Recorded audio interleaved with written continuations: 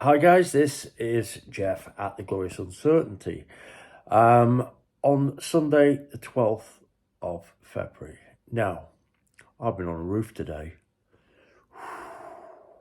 Freezing. Horrible. Didn't want to do it, but had to. Leaking roof, had to go up and sort it out. Now, that's why I've been slow in responding to some people's messages. Right, the horse today lost another 2 points, gone. Now, there was a but. This is the interesting thing. Very interesting.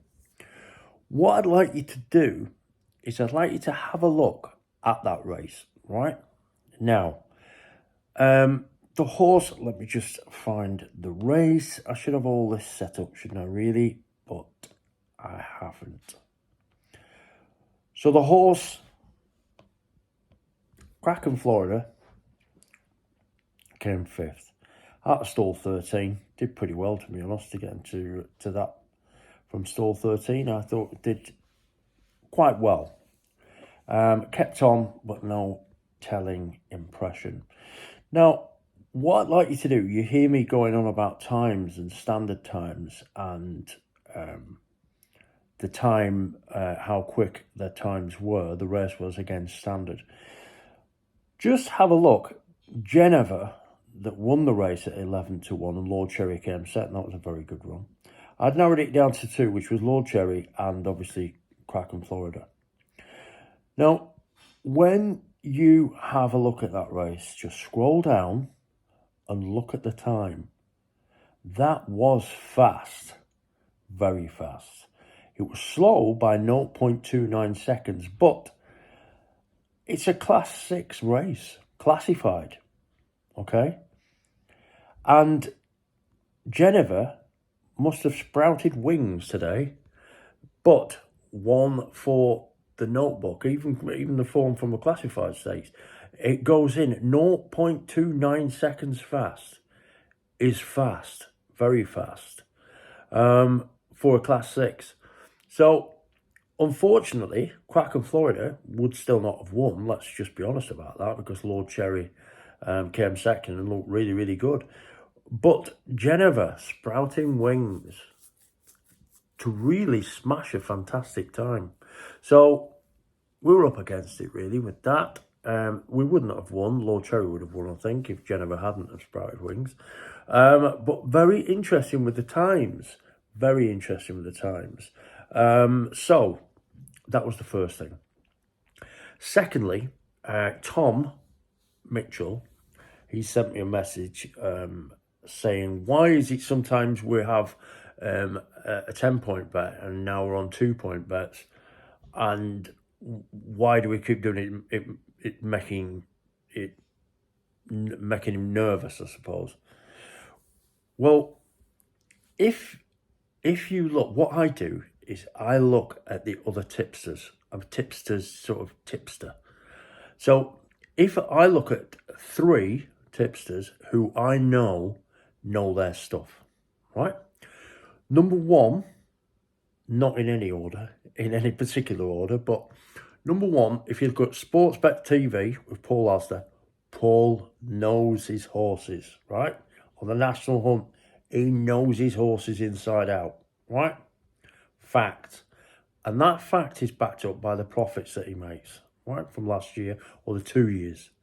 The other one, the next one, Connor 500, he's having a stinker and he's a lovely guy. But he knows his horses. You can tell that he knows his horses. The other one, obviously, is Flat Cap Callum. He knows his horses, but having a stinker at the moment, right? So, what I can do is with these other guys, not with Paul, but certainly with Callum and Connor, they bet on quite a few horses at a time. So Callum can have 15, 16 horses in the day in the way that he bets with his accumulators and whatever combination ones he does. He specialises in that and he's brilliant at it. But he's having a tough time. So what I can do is because they bet on so many horses, I can see that when they're having a tough time, right, and they're backing a lot of horses in various races, and you see their profits and Connor's take a nosedive, I know there's something wrong or something going on in the market, because they are a constant and they have proved profits in the past. So something must be afoot. Something's not quite right. We don't know what it is, but that is why it's an art, not a science. But these boys carry on doing it exactly the same, day in, day out, the pair of them. Now, Paul Alster picks one, maybe two, and he's been slated. I go on and defend him because I know what's going on. He's just having a tough time. But if you look at those now, but Paul had a really good winner on Saturday. I think it was Mr. Freedom. He had very, very good winner at 13-2 each way advised, and he's ridden out that lean spell, let's call it. So if I look at all of these other tipsters who I know are good because they've got good profits to back it up from previous seasons or previous year, which are factual, not one of these made up tipster ones that are factual, then what I can do is I can look at these and I think, right, so if they're nosediving, what's happening with me? So if I'm having a good time, you'll find that Callum will be having a good time, or Paul will be having a good time. He'll be having some, might have a few. He only puts one or two up a week, which is a really bad one to look at, but he still manages it. It's not a very good cross section, but long term he does make money, so he's good to look at. Same as Connor, but Connor's just out. He has a lot of personal problems, but the fact of the matter is he knows his horses. So if I play a 10-point game, which is up here, and everybody in the circle of tipsters is all doing all right, I leave it like that. I leave it. I'm not questioning much when I'm doing that. I make my selections, and as you can see from our maximum standalone 10-point bets, standalone, we've had 2 winners, 1 second. I'm not banging on about that. I'm just pointing out a fact. So as I'm going along and I'm playing my 10-point maximum game, and then if I keep looking around and I see their profits, or Callum's and Connor's, their advice is not doing as well, I've got to be careful. Because they're a constant, I can make sure and I can adjust my betting by theirs. Because if they're going downhill or they're having a rough time, I say downhill, that sounds dramatic. They're having a rough time. So if they're having a rough time, I've got to be careful because I know they know their horses. So what I'm going to do is I then start to adjust how much money I put on. So if we're playing a top tier of 10 points in good times, and then I lower it to 5 points in good times now, not in good times, but in leaner times as a maximum, okay? I've dropped that level. I brought it down because of the evidence that is shown to me by the other tipsters. And it's quite simple when you think about it like that, because you can have pieces like Geneva, whatever it was called today, Sprouts Wings, things like that happen. But when all of the form is exposed, it doesn't particularly happen that often, but we're having a crossover of form. Now, that's a recognition from me that I play lower. I'm playing lower. I think, we're still 11 points up. I think 11 points up on the month because of this adjustment. And you've got to understand, no, you don't have to do anything. I'm saying that my betting means that I adjust it according to what I see around.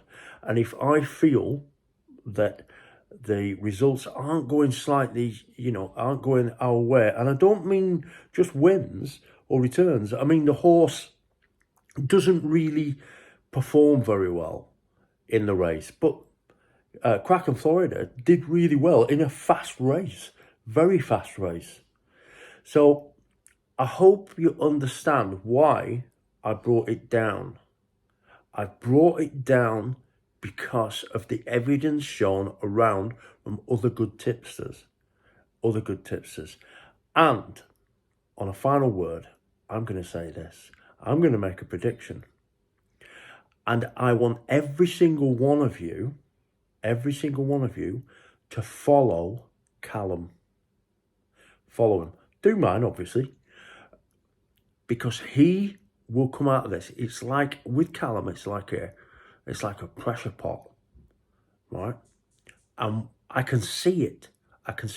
Nobody who is that good at backing horses and that good at selecting them can have such a bad run without it going the other way. Do you understand what I mean?